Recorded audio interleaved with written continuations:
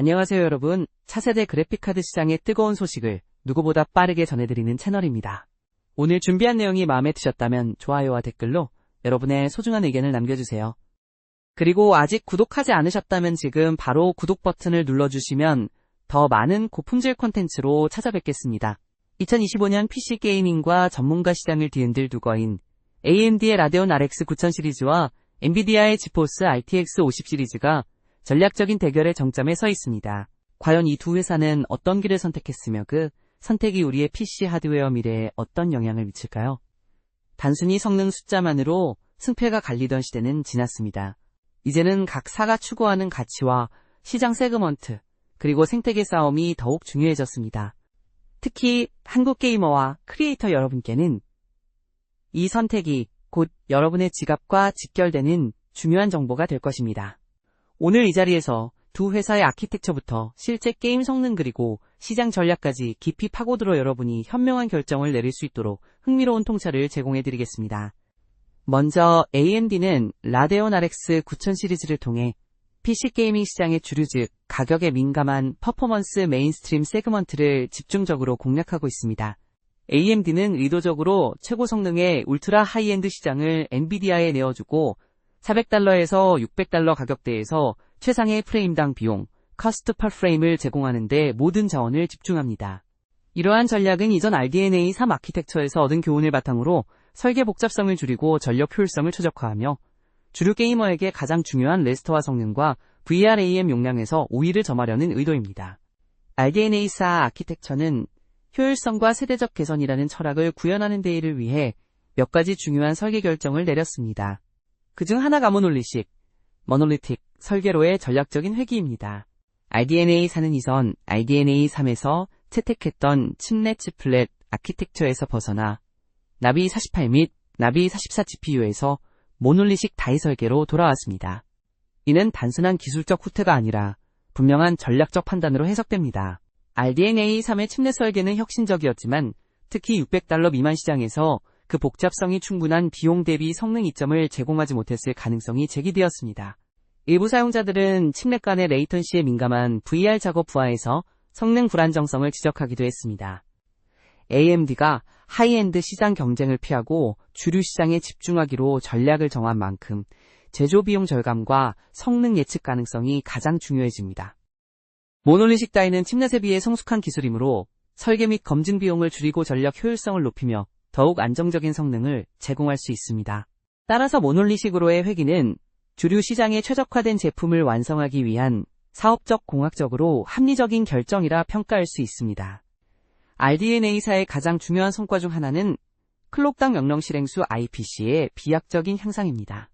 독립분석기관의 테스트에 따르면 RDNA4는 RDNA3 대비 레스터화 성능에서 최대 20%, 그리고 더욱 중요한 레이트레이싱 성능에서 최대 32%라는 놀라운 IPC 향상을 달성했습니다.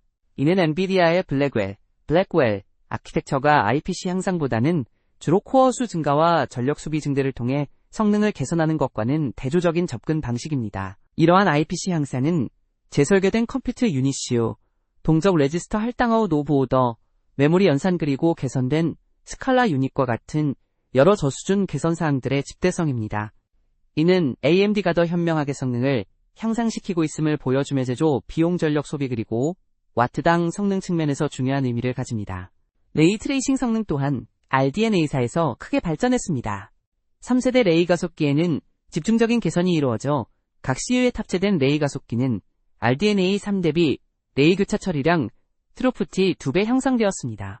또한 BVH, 바운딩 볼륨 하이어라키, 트래버설을 가속화하기 위해 8-WID, BVH들을 지원하고 인스턴스 변환을 가속화하는 전용 하드웨어 트랜스폼 블록이 추가되었습니다. 새로운 기능인 오리엔티드 바운딩 박시스 OBB는 축에 정렬되지 않은 지오메트리에 대해 더 밀착된 바운딩 박스를 생성하여 트래버설 효율을 최대 10% 향상시킨다고 알려져 있습니다.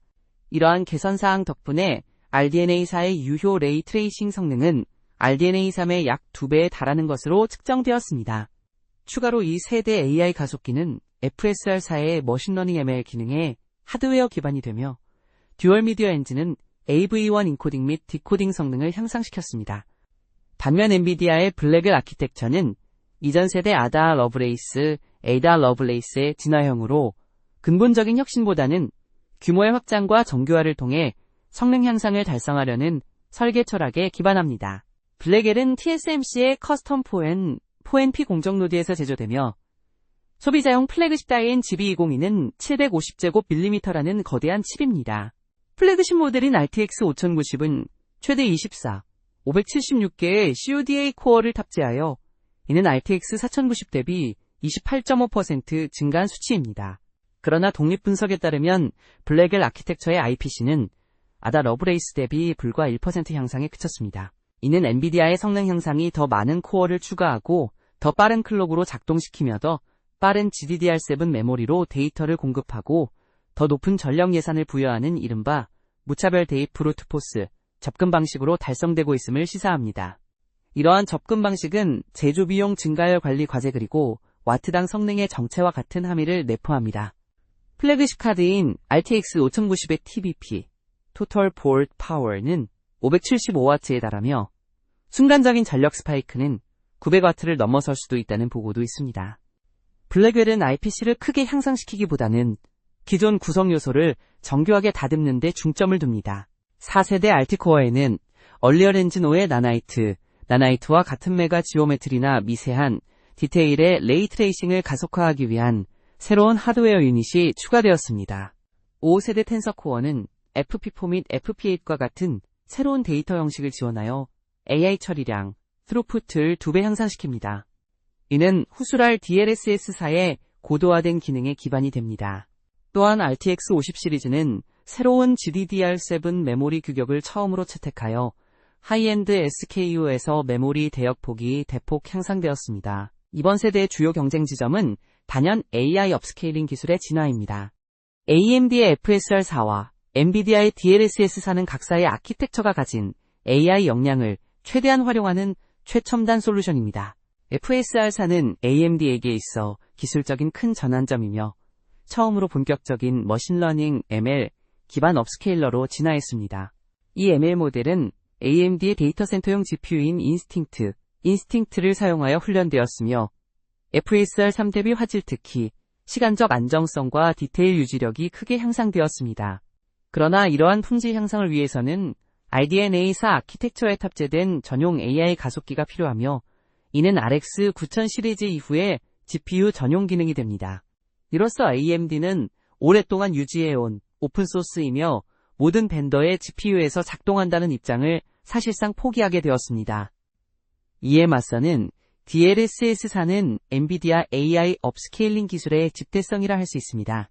진보된 트랜스포머 AI 모델을 통합함으로써 장면 재구성 능력이 더욱 향상되어 경우에 따라서는 네이티브 해상도보다 더 선명한 이미지를 구현하기도 합니다.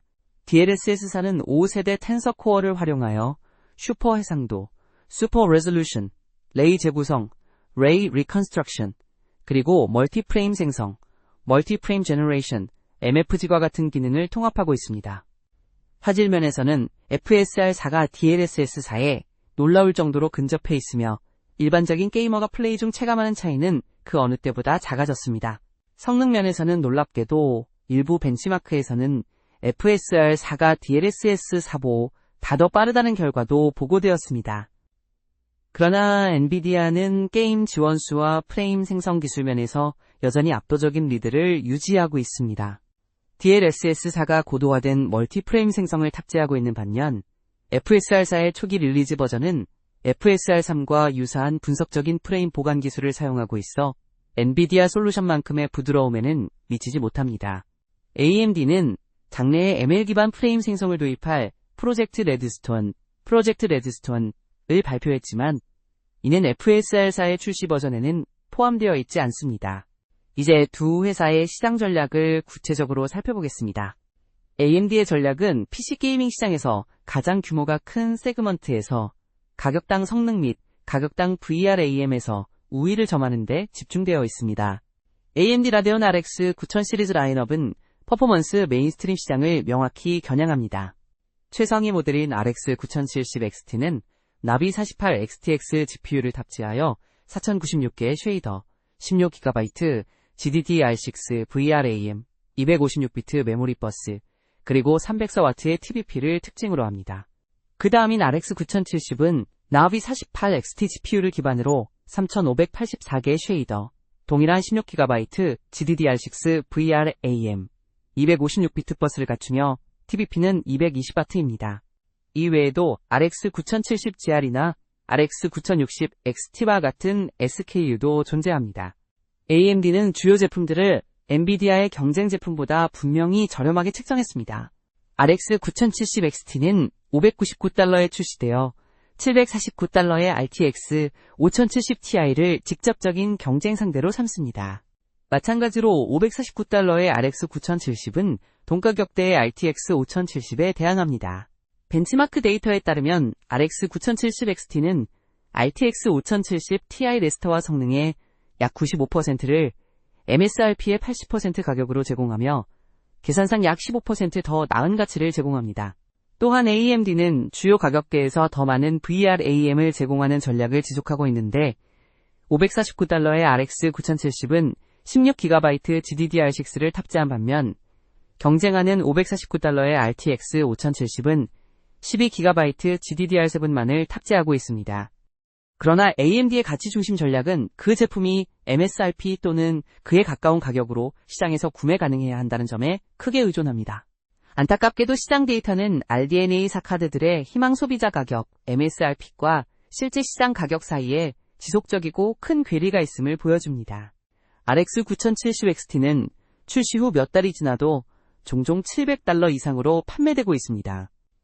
이러한 가격 상승은 공급 부족에 기인하며 많은 지역에서 엔비디아에 대한 AMD의 프레임당 비용 우위를 훼손하거나 완전히 무효화시켜버립니다. 이에 반해 엔비디아는 성능과 생태계라는 흔들림 없는 아성을 구축하고 있습니다. 엔비디아 지포스 RTX 50 시리즈는 하이엔드 시장에서의 지배력을 확고히 다지고 있습니다. 플래그십인 RTX 5090은 GB202 GPU를 탑재하여 2만 개 이상의 CUDA 코어, 32GB GDDR7 VRAM, 512비트 메모리 버스, 그리고 600W의 TVP를 자랑합니다. RTX 5080은 GB203 GPU를 기반으로 752개의 CUDA 코어, 16GB GDDR7 VRAM, 256비트 버스, 360W TVP를 갖춥니다. RTX 5070ti와 RTX 5070 또한 각자의 세그먼트에서 강력한 사양을 보유하고 있습니다. AMD가 주류 시장에서 강력한 경쟁력을 보이는 반면 엔비디아는 RTX 5080 그리고 특히 RTX 5090을 통해 하이엔드 시장에서 논쟁의 여지 없는 리더로 남아 있습니다. 이러한 성능 외후광 효과 헤일로 이펙트는 브랜드 이미지를 강화하고 수익성이 높은 애호가 세그먼트를 확실히 사로잡습니다. 엔비디아의 가장 큰 강점은 하드웨어 그 자체뿐만 아니라 CUDA, Compute Unified Device Architecture, 플랫폼을 중심으로 구축된 소프트웨어 생태계에 있습니다. CUDA는 GPU 가속 컴퓨팅 분야에서 사실상의 업계 표준이며 방대한 수의 개발자, 수백 개의 최적화된 라이브러리 AI를 위한 렌더링을 위한 OptiX 등, 그리고 거의 모든 전문 콘텐츠 제작, 어도비 프리미어 블렌더, 다빈치 리졸브 및 AI ML 애플리케이션 텐서플로우, 파이토치에 깊이 통합되어 있습니다. AMD의 롬은 개선되고 있지만 채택률, 성숙도, 지원 측면에서 CUDA에는 한참 미치지 못합니다. 이로 인해 엔비디아는 전문 분야에서 사실상의 독점을 누리고 있으며 이는 게이밍 시장에서 브랜드력을 강화하는 강력한 후광 효과를 창출하여 AMD에게는 진입의 큰 장벽이 됩니다. 실제 게임 성능에서는 어떤 결과가 나오고 있을까요? 주요 대결 구도인 RX 9070XT와 RTX 5070ti의 성능을 비교하면 1440p 및 4K 해상도의 레스터화 성능에서는 RTX 5070ti가 약 5% 우위에 있었습니다. 이 차이는 매우 작아서 많은 타이틀에서는 사실상 동등하다고 볼 수 있습니다.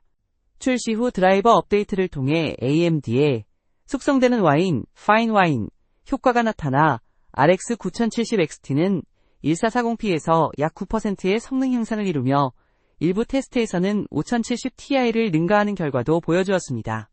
레이트레이싱 성능에서는 AMD가 큰 진전을 이루어 중간 정도의 레이트레이싱을 사용하는 게임에서는 RX 9070XT가 RTX 5070ti와 매우 경쟁력 있는 모습을 보였습니다.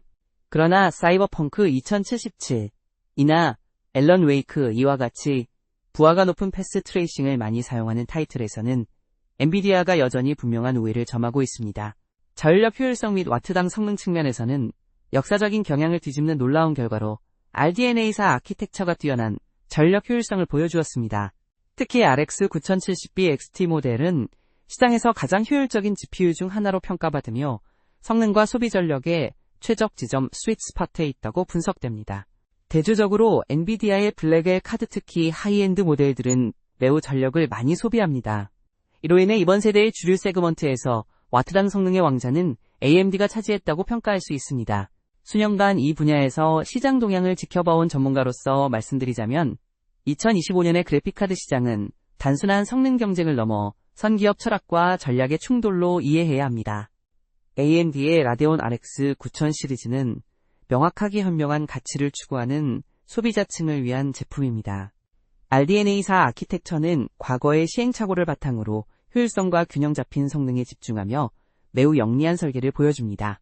모놀리식 다이로의 회귀는 제조비용 절감과 수율 확보를 통해 주류 시장에서 프레임당 비용 우위를 점하려는 AMD의 강력한 의지를 반영합니다. 특히 레스터와 성능의 대폭 향상과 더불어 레이트레이싱 성능마저 과거의 약점을 상당 부분 극복하며 엔비디아의 미들레인지 제품과 대등한 수준까지 올라선 것은 매우 고무적인 변화입니다. 또한 전력 효율성 측면에서 RDNA사가 보여준 개선은 특히 소형 폼팩터 빌드를 선호하거나 전기 요금에 민감한 한국 소비자들에게 매우 매력적인 요소가 될 것입니다. 그러나 AMD의 전략적 성공은 MSRP, 권장 소비자 가격 준수라는 단 하나의 조건에 달려 있습니다. 현재 시장에서 RX 9070 XT가 MSRP를 훨씬 뛰어넘는 가격에 거래되는 현실은 AMD의 가치 제한을 무력화시키는 가장 큰 걸림돌입니다. 공급 부족 문제 해결 없이는 아무리 좋은 제품도 소비자에게 가치로 다가갈 수 없다는 점을 AMD는 명심해야 할 것입니다. 또한 패스트레이싱과 같은 극단적인 레이트레이싱 환경에서는 여전히 엔비디아와의 격차가 존재하며 ML 기반 FSR사가 오픈이라는 AMD의 오랜 정체성을 포기하고 RX 9000 시리즈 전용으로 출시되는 점은 양날의 검으로 작용할 수 있습니다. 프레임 생성 기술 또한 아직 엔비디아의 DLSS 대비 미성숙한 단계입니다. 반면 엔비디아의 지포스 RTX 50 시리즈는 절대 성능과 확고한 생태계라는 두 축을 중심으로 움직입니다. 블랙웰 아키텍처는 최소한의 IPC 향상으로 최대 성능을 달성하기 위해 코어 수와 전력 소모를 늘리는 무차별 대입 방식을 택했습니다. 이는 막대한 전력 소비량과 발열이라는 단점을 동반하지만 최고 성능이라는 타이틀을 놓치지 않으려는 엔비디아의 고집을 보여줍니다. RTX 5090과 같은 플래그십 카드들은 성능 자체로 하나의 작품이라 할 수 있으며 이는 브랜드 전체에 긍정적인 후광 효과를 부여합니다. 하지만 엔비디아의 진정한 강점은 하드웨어 성능을 넘어선 CUDA 생태계에 있습니다. 전문 콘텐츠 제작, 과학 연구 그리고 특히 AI, ML 개발 분야에서 CUDA는 사실상 대체 불가능한 표준으로 자리 잡았습니다. 이 강력한 생태계는 엔비디아가 하이엔드 및 전문 시장에서 독점적인 지위를 유지하게 하는 핵심 동력이며 게이밍 시장에서도 프리미엄 가격을 정당화하는 근거가 됩니다. AMD의 롬이 꾸준히 발전하고 있지만 수십 년간 축적된 CUDA의 개발자, 커뮤니티와 라이브러리 그리고 산업 표준으로서의 입지를 단시간 내에 따라잡기는 거의 불가능합니다. DLSS사는 이러한 엔비디아의 AI 역량을 집약한 결과물이며 특히 멀티프레임 생성 기술은 게이밍 경험을 한 차원 끌어올렸습니다. 결론적으로 이번 세대의 승자는 단일한 성능 지표로 결정되지 않을 것입니다. AMD는 주류 게이머에게 최고의 가격 대비 성능과 전력 효율성을 제공하는 전략을 성공적으로 실행했지만 시장에서의 실제 가격과 공급 문제는 여전히 큰 과제로 남아 있습니다. 이 문제를 해결하지 못한다면 AMD의 전략적 우위는 이론에 머무를 수 있습니다. 반대로 엔비디아는 하이엔드 시장과 전문 작업 환경에서 독보적인 성능 리더십과 강력한 CUDA 생태계를 통해 흔들림 없는 입지를 더욱 공고히 할 것입니다.